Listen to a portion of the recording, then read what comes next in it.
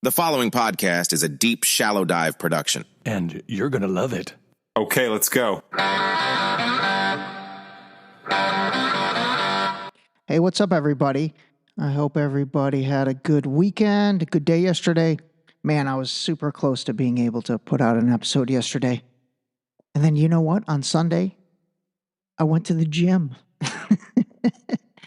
and got like 21,000 steps in, but it felt good. By the way, just a little fitness thing that has worked for me as of late. You know, I'm trying to get down on my fighting weight, literally and figuratively. And when I say literally, it's not like I'm going to fight anybody, but I'm trying to get down to kind of what I weighed when I boxed a little in college. But I don't know if I'm going to get there. But regardless, I will tell you this. I've upped my food intake, and it's pretty much all protein. I'm completely cutting carbs and going all protein, but I'm eating more than I have been eating. And you know, it is definitely interesting. I am noticing a nice change. And mainly, I can't say I've cut weight from that, but I definitely feel more solid and ripped, and I don't know, it feels really good. It actually feels really good. So I'm going to try and put that together a little more concretely, but I've been doing it for about a week now where I really have upped my protein take. And I'll be honest, a lot of it is just chicken breast. It's pretty boring, but man, I eat an absolute ton of chicken breasts. And I don't know, I feel really good. I really do. I feel really good. And like I said, I definitely have noticed, even though the weight hasn't changed, I notice, I guess, the composition. And I use one of those body data composition machines at my gym. It's called an InBody. And it is interesting. The fat is going down and the muscle is going up. So, you know, they do say abs are made in the kitchen. And I guess that is kind of true. I mean, the food intake is definitely true. I'm working on getting some different guests on to really talk about all that. I've had a couple friends recently compete in these, you know, whether it's like a female friend competing in the bikini bodybuilding thing or male friends actually competing in some bodybuilding stuff. I'm going to try and get a couple of these people on to really just talk about what it takes to transform your body.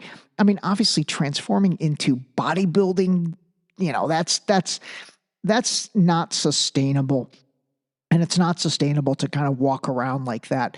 But it would be super interesting to have somebody tell us what it takes to even get your body to that stage, even if it's just for that competition. And then maybe there's things that you know you can continue moving forward. Obviously, those guys, when they get down to the competition day, I mean, that's just insane. All right, there we go. A little DSD health, which I know I've been a little bit negligent on, so that's going to come back soon. Anyway, a lot of stuff going on this week. The biggest, obviously, is the Democratic National Convention.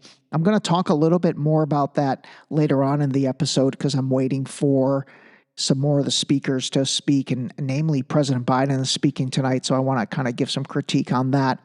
But before that, I want to, you know, I'm kind of going to couch today's episode under the concept of timing.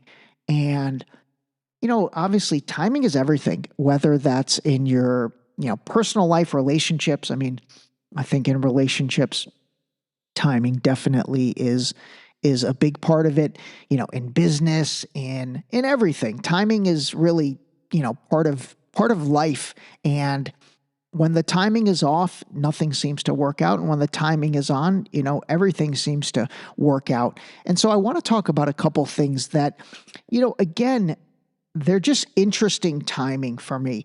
And, you know, I've said this before and I'm going to say it again, you know, my inquisitive nature really started, you know, because of COVID in 2020. And that's when all this stuff started. That's when the podcast started, eventually the book, all of that stuff. And again, it all just comes down to asking questions, and again, asking questions from a good place. These are not negative questions, right? There's no negativity to this. There's more just, I guess, being inquisitive, and then really also trying to, kind of, this is going to sound whatever, but seeing through narratives. And I'm sorry if by now you don't think narratives are created and narratives exist. I think you're wrong with that. I really do. I don't think everyone has everyone and the world's best intentions in mind. I really don't. I mean, even if they do have everyone's best intentions in mind, I guess a better way to say that is they have their own personal best intentions way further up the totem pole than that of the general public and the general humanity. And I think that does apply, especially to politicians. I really do, and governments. And again, this is not unique to the United States. This is across the board. I think even if they do have their people's best intentions in mind, they definitely have their own best intentions in mind first. So there's a lot of that, that I think has emerged since COVID and since 2020. And then a lot of that is really come out because of what has happened in Gaza and what's taken place. It really has caused people to start questioning so many things. Oh my God, I'm seeing so much chatter about, the JFK assassination, the moon landing, so many things, quite frankly. And so, I think it's good because I do think that for a long time, society in general, we just don't question anything. And especially in the United States prior to 2020, for sure. And then even I'd say prior to 2016, we never really questioned anything. And when it came to politics, that ping pong ball got batted around. 4 years a Republican, 4 years a Democrat, 4 years a Republican, 8 years a Democrat, 8 years a Republican. It was that two heads of the same snake, and nothing really changed. You know what I mean? And there was no vitriol, animosity between people. There really wasn't. It's so interesting to really see the sudden evolution of politics becoming mainstream in the United States. And that phenomenon has really been the last 4 years, and I guess you can say the last 8 years if you want to take it back to 2016, even taking it back to 2008 when Obama came on the scene. I went back and looked at a lot of stuff from then to see if I could find those media narratives that talked about hope, because again, I do think what's taking place right now in terms of the concept of joy resembles that of the concept of hope from 2008, which again also makes sense because you're talking about there are playbooks at play, and whether it's the Republicans or the Democrats, if they have something they've done in the past that seemed to work, I do think they search and reapply that. But back then, in 2008, gosh, I remember everybody. I mean, really, think about it. I think everybody was excited for Obama. We were, and Republican or Democrat to an extent, we were coming out of, George W. Bush, whom just was a clown. I mean, was an absolute clown. I'll never forget that clip that he was on the golf course. Let me see if I can find it. Must stop the terror. I call upon all nations to do everything they can to stop these terrorist killers. Thank you. Now watch this drive. I mean, seriously, it's hilarious, but it's not. He says, we must stop the terror. I call upon all nations to stop, the terrorists. Now watch this drive. And then he rips a drive.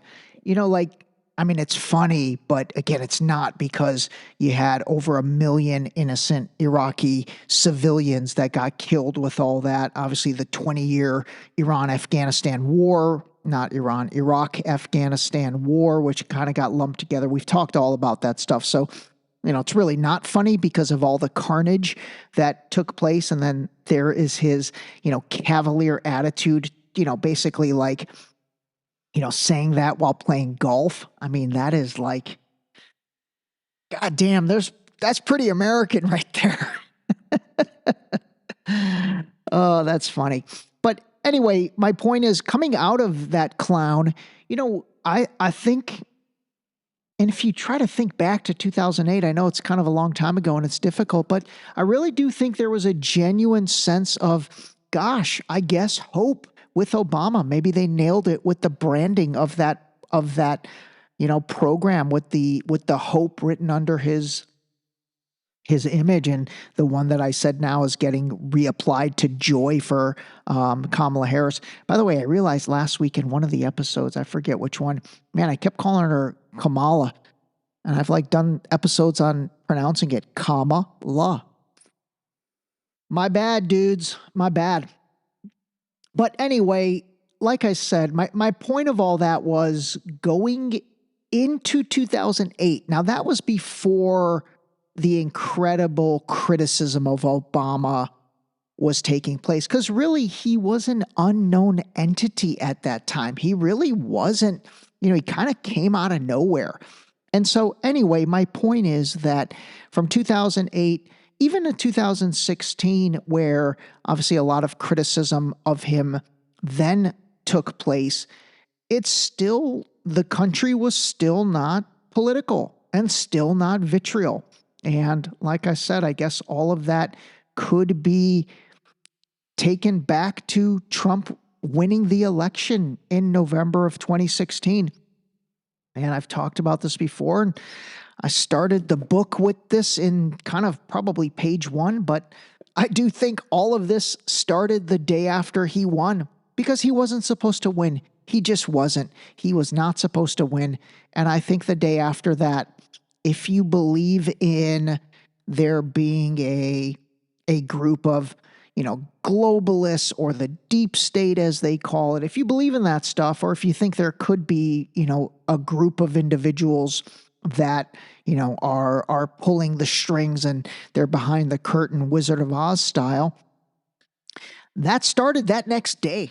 I mean, that started that next day. It really did, because I think that it caused that entity, again, if they exist, to be like, holy crap, how did this possibly happen?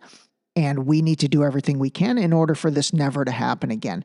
And I'm going to look at trying to chronicle the things that took place from 2016 to 2020 and see if we can draw any conclusions on that. Anyway, man, that was a long-winded way to get to some timing things I want to talk about. So let me talk about a few things when it comes to the topic of timing. All right, I'm not sure if you guys notice this wherever you live, but there's definitely been an uptick of people getting sick all of a sudden. And again, it's coming back to COVID. And so I wanted to read this from CNN. It says, the FDA may greenlight updated COVID-19 vaccines as soon as this week, sources tell CNN. A spokesperson for the FDA said the agency can't comment on the timing of product applications, but quoted that it, quote, anticipates taking timely action to authorize and approve updated COVID-19 vaccines in order to make vaccines available this fall. Okay, here's the interesting part. The mRNA vaccines from Moderna and Pfizer will target the leading variants in circulation as the country experiences its largest summer wave in 2 years. Again, I'll read that to you. As the country experiences its largest summer wave in 2 years. So now, when we talk about timing, immediately, if you say, well, okay, isn't that weird that now this is flaring up as we're going into an election? Wow, isn't that strange? Why did it not flare up for the past 2 years? And then, the naysayer or the other side of it will say, well, everyone got vaccinated in 2020, 2021. And so basically the vaccines are wearing off. And so that's why we're seeing this uptake. Again, I can't get into the nuts and bolts of the science behind that. But I will say it is interesting because, when the big push for vaccinations was happening, there was never any mention of this being a 2-year protocol, or coinciding with the election cycle, if you want to get a little snarky about it.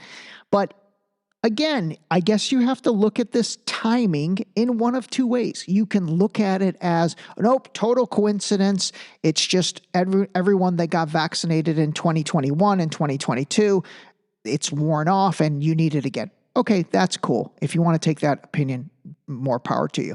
Or you could take the side of, honestly, and it's not even taking the side, but it's just being a little questioning that and saying, all right, that's a little strange. We really haven't heard from COVID in 2 years. We didn't. It kind of, 2020 obviously huge, 2021 pretty big, and then 2022, it just started to wane. I really don't think it was in the zeitgeist in 2023. And here we are again in an election year and getting closer, and it's surging. So anyway, that's up to you. That's up to you. I just want to put that out there as far as quote unquote timing. All right. So the next thing when it comes to timing that I'm going to actually pull a little more info on, but this whole war or situation in Israel between Hamas, Palestinians, and Israelis and all that, I'm trying to see when I think this is going to end. And I think in a previous episode I said I don't think this is going to end until the election. And it made me think back to the last time, I don't know. I don't know if it was the last time, but a time where there was a hostage situation. And that was in 1979, 1980, with the American hostages in Iran. And the crazy thing about that entire situation was the day Ronald Reagan got sworn in was the day those hostages got released. So it almost was like giving Reagan the credit for getting those hostages released, which, should Jimmy Carter have gotten that credit? But it happened under Reagan's watch, even if it was like one day or hours or whatever. But it definitely was interesting timing with those hostages getting released, coinciding with, basically him taking over the presidency. You know what? I just looked, and it literally was the exact same day, January 20th, 1981. The hostages were released, and Ronald Reagan was sworn in to become president of the United States, the 40th president, on the same exact day. That's interesting timing. And so in regards to the hostage situation with the Israeli hostages, I think they'll end up getting released basically when the election ends. I really do. Or maybe before. Maybe even before. I will say this, if the Biden-Harris administration manages to get them released before the voting happens, that could make a lot of people that are angry about the way Biden-Harris has handled this Gaza situation. By the way, the funny thing is, it's like both sides are angry with them. But let's say they get the hostages released and they get a ceasefire. You know what? That might happen prior to voting day.